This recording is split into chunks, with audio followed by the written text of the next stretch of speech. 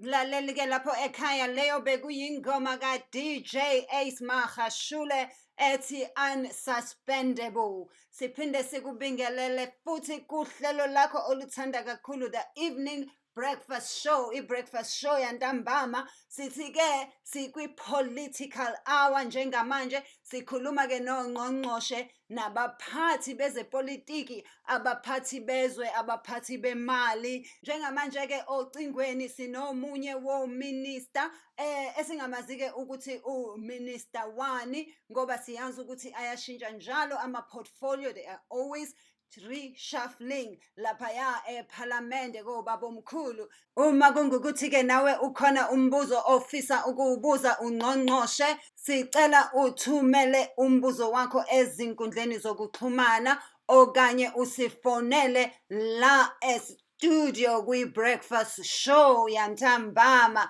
Sibingelele Minister.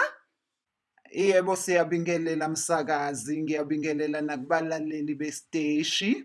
Minister, umbuzo ophambili kakhulu, umbuzo omayelana namathuba omsebenzi. I-youth endala over 50 kanye ne-youth encane iyakhala ithi amathuba omsebenzi eyayithenjiswe wona ayiwatholi. Ngabe uminister angathini ngalokho?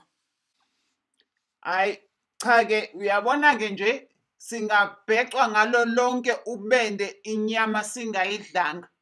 Le yamathuba omsebenzi kudlalwa ngathi thina njengenhlangano ephethe kulelizwe sawenza ama-promises ukuthi amathuba omsebenzi sizowenza. Yes, we did promise to create job opportunities, and that is exactly what we are doing.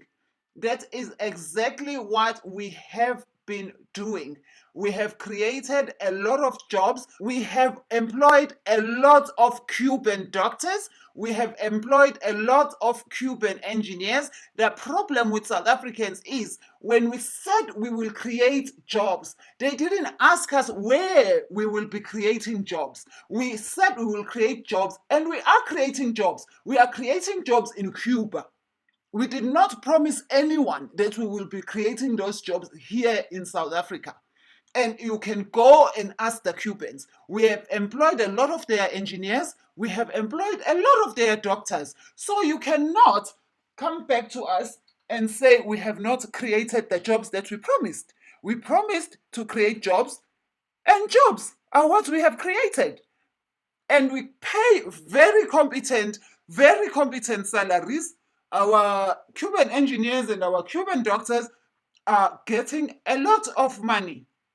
So you cannot come now and complain. Nizizwele-ke balaleli emakhaya laphaya, uminister uthi bawa-creatile amathuba omsebenzi. They have created job opportunities as they promised. Ake siye ngale ezitolo. Please subscribe to my YouTube channel for more videos. Subscription is free. Mahala.